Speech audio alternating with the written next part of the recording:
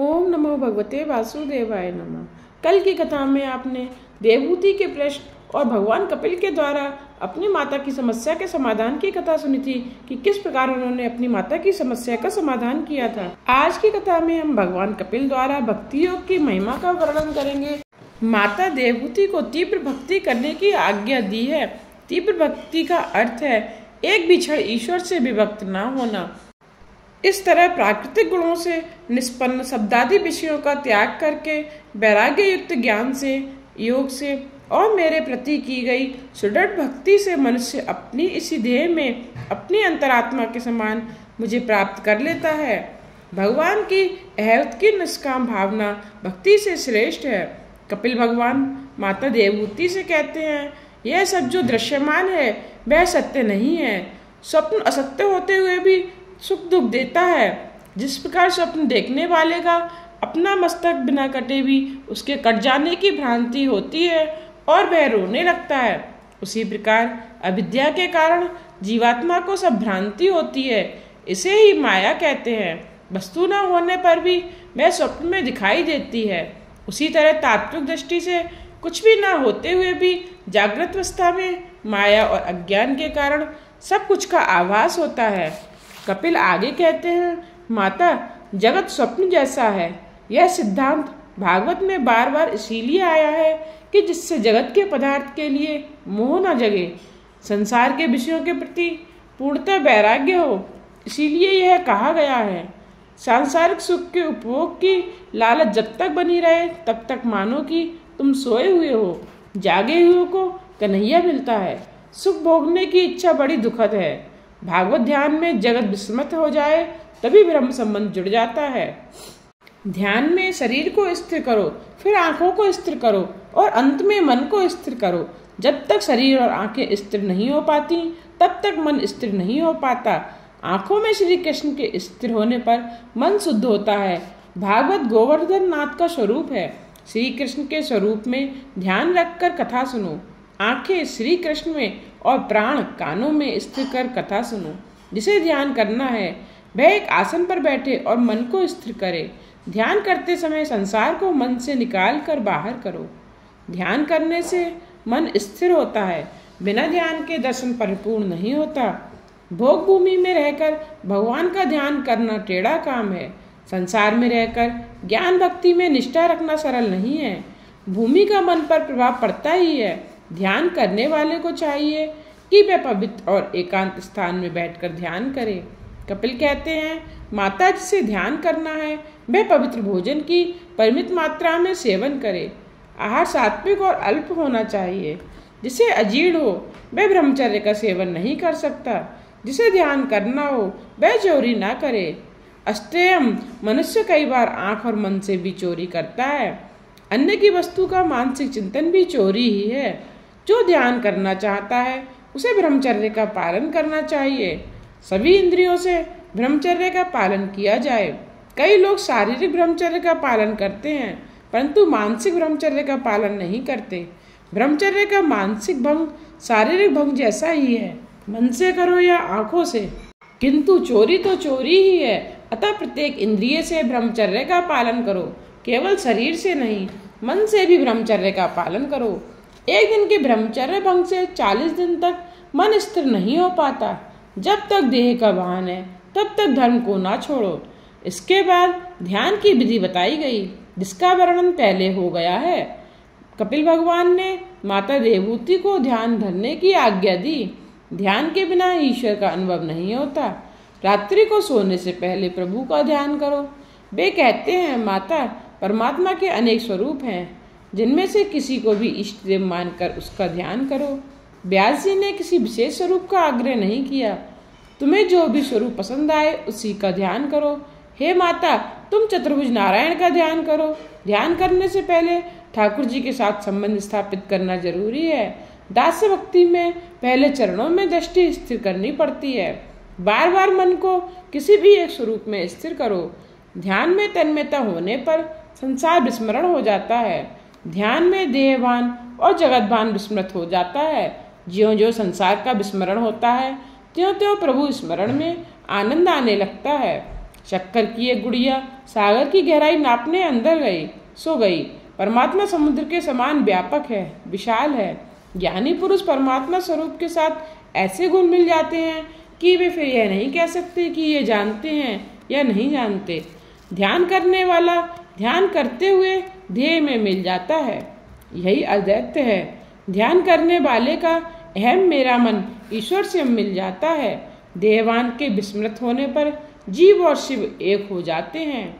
कुछ ज्ञानी लोग भेदभाव से ध्यान करते हैं तो कुछ ज्ञानी लोग अभेदभाव से, पहले भेदभाव से ध्यान करते हैं और फिर अभेदभाव से। फिर जीव का जीवत्व ईश्वर से मिल जाता है। जीवत्व तो स्वतंत्र नहीं रह पाता। जिस प्रकार कीड़ा भंवरी का स्मरण करते हुए स्वयं भंवरी बन जाता है, उसी प्रकार जीव ईश्वर का चिंतन करते करते प्रभुमय बन जाता है। दोनों का मिलन होने के बाद जीव भाव नहीं रह जाता है। तुलसीदास जी ने रामचरितमानस में कहा है, सोई जानई जेहु देहु जनाई, जानत तुम्ही होई जाई। किंतु उसे कौन जान सकता है? जिस पर प्रभु स्वयं कृपा करता है वही उसको जान सकता है, और फिर उसे प्रभु को जानकर वह तन्मय हो जाता है। ध्याता जिस स्वरूप का ध्यान करता है उसी ध्येय की शक्ति ध्याता में आती है। शंकराचार्य का जीवन का एक प्रसंग है। एक यवन उनसे मिला और बोला कि मैं भैरव यज्ञ करना चाहता हूँ। भैरव यज्ञ में पृथ्वी के चक्रवर्ती सम्राट के मस्तक की आहुति देनी पड़ती है। वह तो अप्राप्य है, अतः तुम ही अपना मस्तक मुझे दे दो। तुम्ही ने कहा है कि आत्मा देह से भिन्न है, परमात्मा से भिन्न है। देह दान से तुम मर नहीं जाओगे, अतः मस्तक मुझे दे दो। शंकराचार्य ने कहा, मेरे शारीरिक मस्तक से अगर तेरा काम बन सकता है तो ले जा। शंकराचार्य का देहाभ्यास दूर हो चुका था, अतः वे मस्तक देने को तैयार हो गए। वे बोले कि जब शिष्य ना हो और मैं ध्यान मग्न हूँ तभी आकर मस्तक ले जाना। एक दिन मठ में जब अन्य कोई नहीं था तब वह यवन मस्तक लेने आया। भगवान शंकर के शिष्य पद्मपाद जो नरसिंह स्वामी के भक्त थे को गंगा किनारे कई बार अपशकुन हुए, अतः वे दौड़ते हुए आश्रम में वापस आए। उन्होंने वहां देखा कि एक यवन तलवार से गुरुजी का मस्तक काटने की तैयारी कर रहा था। पद्मपाद ने क्रोध से सिंह बनकर उस यवन को चीर फाड़ कर मार डाला। वह प्रसंग हमें बताता है कि उपासक में उपास्य की शक्ति आरोपित होती है। नरसिंह स्वामी का ध्यान करने में पद्मपाद ने नरसिंह का आवेश उतर आया। सुखदेव जी वर्णन करते हैं, मदिरा से मदांध बने व्यक्ति को देहवान नहीं रहता। उसी प्रकार ध्यान करता हुआ जो देहवान भूलता है वह भगवान के पीछे पड़ जाता है। प्रभु प्रेम में जो पागल हुआ है वह सुखी है और अन्य सब दुखी हैं। भगवान के सिवा कोई और है ही नहीं। उस समय दृष्टा भी भगवत रूप हो जाता है। यह अपरोक्ष साक्षात्कार है। ऐसी तन्मयता होने पर भक्ति सुलभ हो जाती है। कपिल उपदेश देते हैं, माता इन सब की अपेक्षा श्री कृष्ण का ध्यान करते हुए जो व्यक्ति देहवान भूल जाता है वह सर्वश्रेष्ठ है। भगवत भक्त प्रारब्ध कर्मों को ही मिथ्या कर सकते हैं, अतः वे श्रेष्ठ हैं। प्रेम अन्योन्य होता है। तुम ठाकुर जी का स्मरण करोगे तो भी तुम्हें नहीं भूलेंगे। एक बार नारद जी बैकुंठ लोक में आए। लक्ष्मी जी तो वहां थी किंतु भगवान नजर न आए। इधर उधर ढूंढने पर उन्होंने देखा कि भगवान ध्यान लगाए हुए बैठे हैं। नारद जी ने उनसे पूछा, किसका ध्यान कर रहे हो आप? भगवान ने कहा, मैं अपने भक्तों का ध्यान कर रहा हूँ। भगवान अपने प्रिय भक्तों का ध्यान करते हैं। नारद जी ने पूछा कि ये वैष्णव क्या आपसे भी श्रेष्ठ हैं जो आप उनका ध्यान कर रहे हैं? भगवान ने कहा, हाँ वे मुझसे भी श्रेष्ठ हैं। तब नारद जी ने कहा कि सिद्ध करके दिखाइए अपनी बात। भगवान ने पूछा, जगत में सबसे बड़ा कौन है? नारद ने कहा, पृथ्वी। प्रभु ने कहा, पृथ्वी तो शेषनाग के सिर पर आधार रखती है, फिर वह कैसे श्रेष्ठ मानी जाए? नारद जी कहने लगे, तो शेषनाग बड़े हैं। भगवान वह बड़ा कैसे हो गया? वह तो शंकर जी के हाथ का कंगन है, अतः शेष से शिव जी महान है। उनसे बड़ा रावण है क्योंकि उसने कैलाश पर्वत उठा लिया था। रावण भी कैसे बड़ा कहा जाए क्योंकि बाली उसे अपनी बगल में दबा के संध्या करता था। बाली कैसे बड़ा माना जाए क्योंकि उसको राम जी ने मारा था। नारद जी कहने लगे, तब तो आप ही श्रेष्ठ हैं। पर भगवान बोले, नहीं मैं भी श्रेष्ठ नहीं हूँ। मेरी अपेक्षा मेरे भक्तजन श्रेष्ठ हैं क्योंकि सारा विश्व मेरे हृदय में समाया हुआ है। किंतु मैं भक्तों के हृदय में समाया हुआ हूँ। मुझे अपने हृदय में रखकर ये भक्तजन सारा व्यवहार निभाते हैं। अतः ये ज्ञानी भक्त मुझसे और सभी से श्रेष्ठ हैं। भगवान के भक्त भगवान से भी आगे हैं, उनसे भी बढ़कर हैं। राम से अधिक राम कर दासा। मेरे निष्काम भक्त किसी भी प्रकार की मुक्ति की इच्छा नहीं करते हैं। बिना मेरी सेवा से वे कोई और इच्छा नहीं रखते। मेरे निष्काम भक्त मेरी सेवा को छोड़कर सालोक्य, सारष्टि, सामीप्य, सारूप्य और सायुज्य मुक्ति को भी स्वीकार नहीं करेंगे। नरसिंह मेहता ने भी कहा है, हरिजन मुक्ति नहीं, जन्म जन्म में अवतार चाहते हैं कि जिससे प्रभु की नित्य सेवा, कीर्तन, उत्सव करके नंद कुमार का दर्शन किया जा सके। वृंदावन धन्य है, लीला धन्य है और वे ब्रजवासी भी धन्य है कि जिनके आंगन में अष्ट महासिद्धि खड़ी हैं और मुक्ति जिनकी दासी है। ब्रह्मलोक में भी जो प्राप्त नहीं हो सकता, ऐसा श्रेष्ठ पदार्थ भक्ति केवल पृथ्वी पर ही प्राप्य है। मेरे भक्तजन मेरे प्रेम रूपी अप्राकृत स्वरूप को प्राप्त करते हैं, जबकि देह गेह में आसक्त पुरुष अधोगति पाते हैं। कपिल जी कहते हैं, माता और मैं क्या कहूँ, ईश्वर से विभक्त हुआ जीव कभी सुखी नहीं हो सकता। वृद्धावस्था में यह शरीर तो जर्जर होता है, किंतु मन और बुद्धि जवान ही रहते हैं। यौवन में जिसका उपयोग किया था, उन सुखों का बार बार चिंतन करता रहता है। भगवान का चिंतन ना हो सके तो कोई हर्ज नहीं, किंतु सांसारिक विषयों का चिंतन तो कभी मत करो। वृद्धावस्था में दुख सहना पड़ता है, सेवा कोई नहीं करता। यदि तुम अपने माता पिता की सेवा करोगे तो तुम्हारी वृद्धावस्था में तुम्हारी संतानें तुम्हारी सेवा करेंगी। माता पिता, गुरु, अतिथि और सूर्य, ये चार संसार में प्रत्यक्ष देव हैं, इनकी सेवा करो। मनुष्य के पास वृद्धावस्था में धन नहीं होगा तो उसकी दशा कुत्ते जैसी होगी। गृहपाल एवाहरण, वृद्धावस्था में दुखी होने पर भी ममता नहीं छूटती है। औरों को सुखी करोगे तो सुखी होगे। वृद्धावस्था में शरीर के दुर्बल हो जाने पर भी सत्संग और भजन करने से मन और जीव युवा होंगे। वृद्धावस्था में यह जीव बड़ी सताती है। पाचन शक्ति के ठीक ना होने पर भी बार बार खाने की इच्छा होती है। शरीर ठीक रहे तब तक बाजी हाथ में है। इतने में प्रभु को प्रसन्न करोगे तो बेड़ा पार हो जाएगा। बूढ़ा खटिया पर पड़ा है, मल शुद्धि भी सेज पर ही करनी पड़ती है। कुछ पापी लोगों को इसी लोक में नरक यातना भुगतनी पड़ती है। मृत्यु के 6 मास पहले यमदूत का स्वरूप में दर्शन होता है। अति पापी को वृद्धावस्था में यमदूत दिखाई देता है। जिनके लिए पानी की तरह पैसे बहाए हो, वे लोग उस मरण के किनारे पहुंचे हुए बूढ़े के मरण की बेसब्री से राह देखते हैं। मरते मरते हमें कुछ देखकर जाएगा, ऐसा सोचकर ही आप पर उसकी सेवा करता है। सभी स्वार्थी रिश्तेदार आप पहुंचते हैं। रिश्तेदारों को भागवत में लोमड़ी कुत्ता सा कहा है।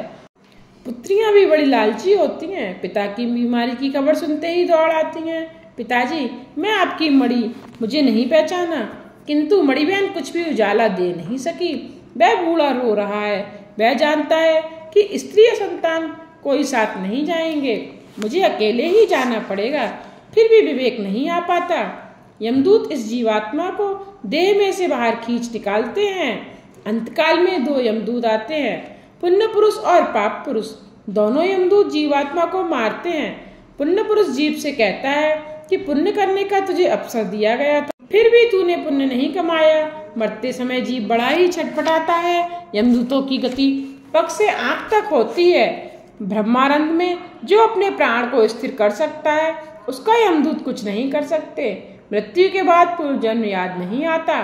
स्थूल शरीर के अंदर सूक्ष्म शरीर होता है और सूक्ष्म शरीर के अंदर कारण शरीर। सूक्ष्म शरीर के अंदर रहती हुई वासनाएं कारण शरीर हैं। यमदूत जीवात्मा को उसके साथ ही यमपुरी ले जाते हैं। अच्छे पापी व्यक्ति के लिए यमपुरी का मार्ग भयंकर होता है। पापी को गम बालू पर चलना पड़ता है। जीवात्मा को उसके द्वारा किए गए पापों की सूची यम की राजसभा में चित्रगुप्त सुनाते हैं। 14 साक्षी भी उपस्थित किए जाते हैं। वे साक्षी हैं पृथ्वी, चंद्र, सूर्य आदि। जीवात्मा को उसके पापों के अनुसार नरक दंड दिया जाता है। यदि किसी के पाप पुण्य समान हो तो उसे चंद्रलोक में भेजा जाता है। पुण्य के समाप्त होने पर जीव को फिर मनुष्यलोक में जन्म लेना पड़ता है। कई जन्म मरण का दुख उसे भुगतना पड़ता है। वृंदावन में एक महात्मा रहते थे। एक बार वे ध्यान में बैठे थे कि एक चूहा उनकी गोद में छिप गया, क्योंकि उसके पीछे बिल्ली दौड़ रही थी। महात्मा ने दया से उस चूहे को कहा कि तू जैसा चाहे वैसा तुझे बना दूं। चूहे की बुद्धि भी आखिर कैसी हो सकती है। उसने सोचा, यदि मैं बिल्ली बन जाऊं तो फिर किसी और की कोई डर नहीं रहेगा। चूहे की मांग पर महात्मा ने उसे बिल्ली बना दिया। एक बार उस बिल्ली का एक कुत्ते ने पीछा किया तो उसने कुत्ता बनना चाहा, वह कुत्ता हो गया। जंगल में एक बार शेर ने पीछा किया तो उसने महात्मा से शेर बनने को कहा और शेर बन गया। महात्मा ने उसे शेर बना दिया। अब उसकी मति भ्रष्ट हो गई और हिंसक वृत्ति जागृत हुई। उसने सोचा कि मैं इस महात्मा को खा जाऊं, अन्यथा वे कहीं मुझे फिर से चूहा ना बना दें। अब वह महात्मा को खाने के लिए आया तो महात्मा ने कहा कि तू मुझे ही खाना चाहता है। उन्होंने शेर को फिर चूहा बना दिया। यह कथा केवल चूहा बिल्ली की ही नहीं, हमारी भी है। यह जीव कभी चूहा था, बिल्ली था और अब मानव हो गया तो कहने लगा कि मैं ईश्वर को नहीं मानता, धर्म मुझे स्वीकार्य नहीं है। तब भगवान भी सोचते हैं कि अब तू कहाँ जाएगा, मैं तुझे फिर चूहा बिल्ली बना दूंगा। इस मनुष्य जन्म में जीव ईश्वर को पहचानने और प्राप्त करने का प्रयत्न नहीं करेगा तो उसे फिर पशु ही बनना पड़ेगा। पशु पक्षियों के अवतारों में कई प्रकार के कष्ट सहने के बाद मनुष्य योनि पाता है। गर्भाधान के दिन जीव पानी के बुलबुले सा सूक्ष्म होता है। 10 दिनों के बाद वह फल सा बड़ा होता है। 1 मास के बाद गर्भ सिर वाला होता है। 2 मास के बाद हाथ पांव, 3 महीनों के बाद बाल नाखून, 4 महीनों के बाद 7 धातु, 5 महीनों में भूख प्यास का ज्ञान, 6 महीनों में माता के पेट में भ्रमण, ऐसा क्रम है। अनेक जंतु उत्पन्न हो सके ऐसे विष्ठा मूत्र से भरे हुए भाग में जीव को रहना पड़ता है। जंतु के काटने से वह मूर्छित हो जाता है। माता के द्वारा खाई हुई मिर्ची, कटु, खट्टा, गर्म आदि आहार से भी उसके अंगों में वेदना होती है। इस तरह गर्भ में वह कई प्रकार के कष्ट झेलता है। पिंजरे में बंद पक्षी की भांति वह कुछ भी करने में असमर्थ है। 7वें महीने में जीवात्मा को पूर्व जन्म का ज्ञान होता है। वह गर्भ में प्रभु की स्तुति करता है, हे नाथ मुझे बाहर निकालो। गर्भवास और नरकवास एक समान ही है। मुझे बाहर निकालोगे तो मैं आपकी सेवा करूंगा, भक्ति करूंगा। गर्भ में जीव ज्ञानी होता है। भगवान के आगे वह अनेक प्रतिज्ञाएं करता है, मुझे बाहर निकालिए, मैं बड़ा दुखी हूँ। प्रसव समय की पीड़ा के कारण वह पूर्व जन्म के ज्ञान को भूल जाता है। जीव अनादिकाल से बाल्यावस्था में, यौवन में और वृद्धावस्था में दुख झेलता आया है। जन्म मरण के दुख एक ही समान भयंकर हैं, उनका कभी अंत नहीं हो पाता। जन्म होते ही माया का स्पर्श हो जाता है। संसार में माया किसी को भी नहीं छोड़ती। जीव एक ही वस्तु से प्रेम करे तो ईश्वर खुश होते हैं। जीव बाल्यावस्था में माता से और फिर खिलौनों से प्रेम करता है, फिर कुछ बड़े होने पर पुस्तकों से प्रेम करता है। पुस्तकों का मोह उतरते उतरते रुपए पैसों से प्रेम करने लगता है, फिर पत्नी से प्रेम करता है। उससे वह कहता है कि मैं तेरे लिए हजारों रुपए खर्च कर सकता हूँ। वह पत्नी के इशारों पर नाचने लगता है। कितनू पत्नी प्रेम भी हमेशा नहीं रहता। 2-4 बच्चों के होने पर व्याकुल हो जाता है। संतानों के होने पर पत्नी का मोह घटने लगता है। प्रभु की माया बड़ी ही विचित्र है। विवाहित भी पछताता है और अविवाहित भी। अनेक जन्मों में यह जीव इसी तरह भटकता आया है। अतः कपिल भगवान कहते हैं, हे माता, अब भी तुम्हें कब तक भटकना है? अपने मन को संसार के विषयों से हटाकर प्रभु में स्थित करो। परमात्मा के चरणों का आश्रय ग्रहण करके जन्म मरण के चक्र से जो मुक्त हुआ है उसी का जीवन सफल हुआ है, ऐसा मानो। माता को उपदेश देकर कपिल भगवान वहां से चलने लगे। माता जी से आज्ञा मांग ली जाने के लिए कपिल भगवान कलकत्ता के समीप संगम तीर्थ पर आए। आज भी उनके दर्शन वहां पर होते हैं। समुद्र ने कपिल नारायण का स्वागत किया। माता देवभूति सरस्वती के किनारे जा विराजी, स्नान करती हैं, ध्यान करती हैं, अतः मन की शुद्धि होती है। मन को नारायण का चिंतन करते करते मुक्ति मिल गई। उन्हें सिद्धि मिलने के कारण उस गांव का नाम सिद्धपुर पड़ा। देवभूति का उद्धार होने के कारण उनका दूसरा नाम मात्र गया भी पड़ गया। इस कपिल गीता को सुनने से श्रोता वक्ताओं के अनेक पाप नष्ट हो जाते हैं। अनेक प्रकार के कर्म, यज्ञ, दान, तप, वेदाध्ययन, वेद विचार, मंदिर, इंद्रियों का संयम, कर्म त्याग, अनेक प्रकार का योगाभ्यास, भक्ति योग, प्रवृत्ति मार्ग और निवृत्ति मार्ग और सकाम और निष्काम धर्म, आत्म तत्व का ज्ञान तथा दृढ़ और वैराग्य, इन सभी साधनों से सगुण निर्गुण रूप परमात्मा की प्राप्ति की जाती है। इन सभी मार्गों से प्राप्त करने का तत्व तो एक ही है, परमात्मा। हरे राम राम राम हरे हरे, हरे कृष्णा कृष्णा कृष्णा हरे हरे। आज की कथा को यहीं विश्राम देते हुए कल की कथा में हम श्रीमद् भागवत के चतुर्थ स्कंद में क्रियात्मक ज्ञान की आवश्यकता, चारों पुरुषार्थ एवं 7 सिद्धियों की कथा का श्रवण करेंगे तथा साथ ही साथ स्वयंभू मनु की कन्याओं के वंश का भी वर्णन करेंगे।